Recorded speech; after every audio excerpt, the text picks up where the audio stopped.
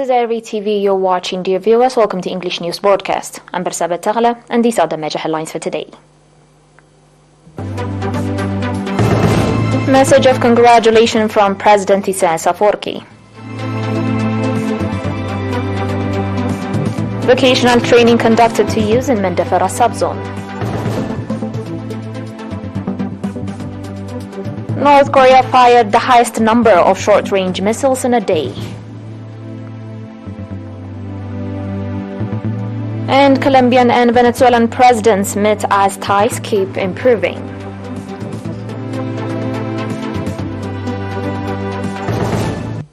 On your local reports, President Isaias Afwerki, on behalf of the people and government of Eritrea, sent a message of congratulations to Mr. Lula da Silva on the 1st of November on his election as President of the Federal Republic of Brazil. In his message, President Isaias said that these are promising times for the people of Brazil, as the election of Mr. Lula da Silva will reinvigorate policies of social justice and equity. President Isaias also expressed expectation that Brazil's contribution to the enhancement of a new and fair international order, predicted on the equality and interest of all sovereign nations and peoples, will be greater in the period ahead. President Isaias also wished good health to Mr. Lula da Silva and success in his heavy responsibilities.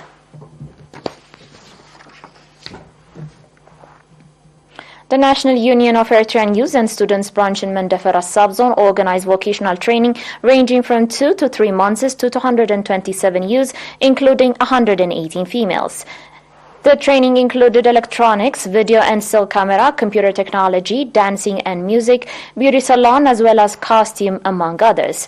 At the conclusion event of the training on 22 October, Mr. Saleh Mohammed Said, head of the union branch in the subzone, said that the objective of the training was to develop the overall capacity of the youth and with a view to enable them become self-supportive and productive members of the society.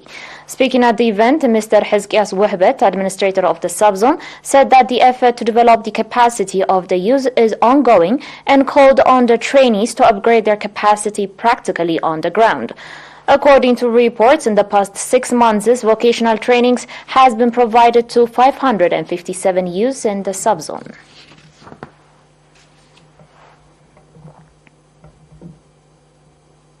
On your last local report, war-disabled veterans in Ansaba region expressed that the loan opportunities provided to them is significantly contributing in the improvement of their livelihoods. The war-disabled veterans said that they are engaged in groups and individual level in various income-generating activities, including bakeries, gas stations, mills, metal and woodworks, small-scale trade and others, and have been able to return their loans on time. According to Mr. Shumawella Welda-Giergis, chairman of the National Association of Eritrean War-Disabled Veterans branch in the region, in the past 29 years, over 30 million NAFA loan has been distributed to 1,590 war-disabled veterans, and most of them have returned their loans. Mr. Shumawella also called on the war-disabled veterans in the region that they are not yet members to join the association and become beneficiaries of the opportunities being provided. The National Association of Eritrean War-Disabled Veterans branch in Ansaba region has 2,280 members, including 339 females. Dear viewers, and I'll be back with your international reports after the short break.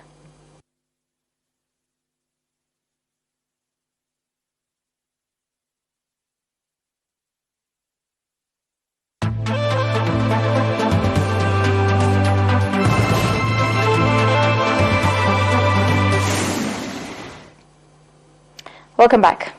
The South Korean military said that North Korea launched the highest number of short-range missiles in a day as Seoul retaliated to Pyongyang's latest barrage of weapons tests, further escalating tensions in the region.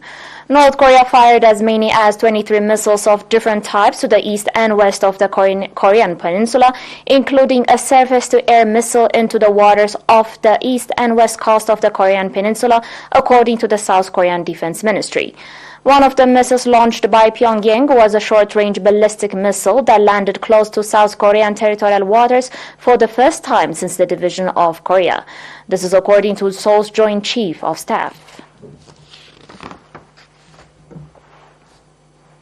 On today's last report, the residents of Colombia and Venezuela have met for the first time in years as the neighboring countries continue to repair their relationship and push to deepen economic ties. The talks in the Venezuelan capital Caracas on Tuesday between Colombia's new left-wing president Gustavo Petro and Venezuela's Nicolas Maduro come just weeks after the two nations reopened key and shared border crossings. Petro, who took office in August, had promised to reset Colombia's ties to Venezuela, which was severed in 2019 due to political tensions and security issues along the border. In a statement before yesterday's talks, Petro's office said that he and Maduro would discuss bilateral relations, reopening the border, and reintegrating Venezuela into the inter-American human rights system. The meeting also comes as part of the effort to boost regional economies and protect the Amazon.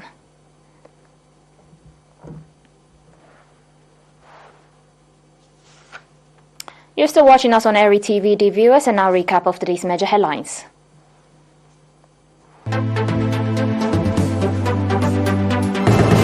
Message of congratulations from President Isaias Afwerki. Vocational training conducted to use in Mandefara subzone. North Korea fired the highest number of short-range missiles in a day.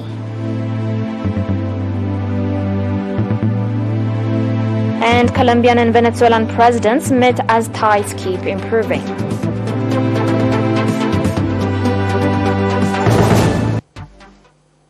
That was it for today, dear viewers. Thanks for watching.